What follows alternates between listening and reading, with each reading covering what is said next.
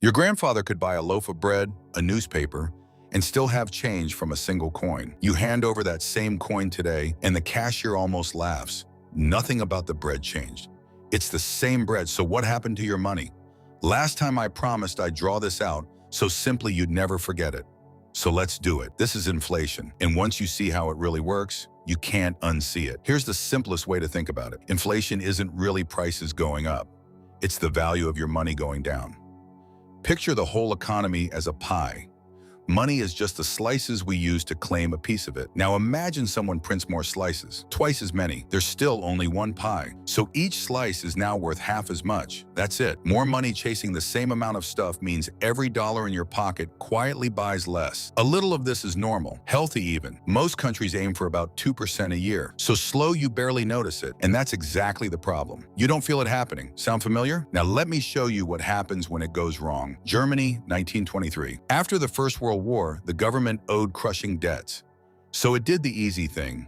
It printed money, a lot of it, and then more. Prices didn't creep up. They exploded.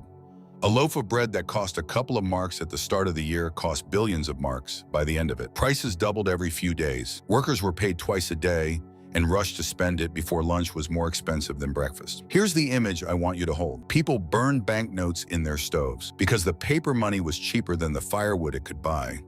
Children stacked bricks of cash like toy blocks on the floor. The money had become more useful as fuel than as money. That's not a fairy tale. That actually happened. And it teaches the first hard lesson. Money is only worth something as long as people trust it. Print too much and that trust evaporates. If history drawn in this simply is your thing, that's the whole channel. Big money ideas, one stick figure at a time. Okay, fast forward about 85 years. Zimbabwe, 2008. Same mistake, modern version.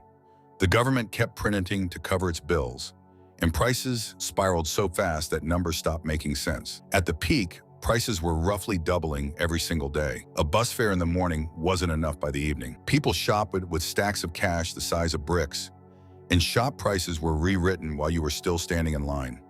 And then came the note that says it all. The central bank printed a single banknote worth $100 trillion. One piece of paper, trillion with a T. And it still wasn't enough to buy a week's groceries. Think about that. 100 trillion of anything should make you the richest person alive. Here, it barely bought bread, because a number on paper means nothing if nobody trusts what's behind it. Now here's where it gets personal, because your own brain plays a trick on you with inflation every single day. Psychologists call it the money illusion. Here's how it works. You get a 3% raise and you feel richer. Your brain sees a bigger number on the paycheck and celebrates. But if prices went up 4% that year, you actually got poorer. You just can't feel it because the number went up. We're wired to focus on the number we see, not the value behind it. It's like standing on a boat and feeling perfectly still. You don't notice you're drifting because everything around you is drifting too. This is why inflation is so quietly dangerous. A bank robber takes your money and you scream. Inflation takes the same amount, a little each year in total silence. And your brain even thanks it for the raise. Exhausting, right?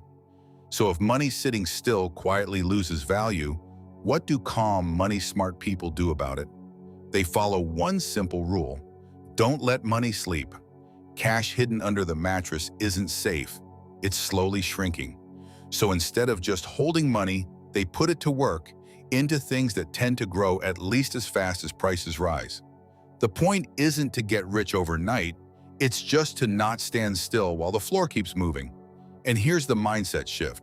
Stop measuring your money in dollars.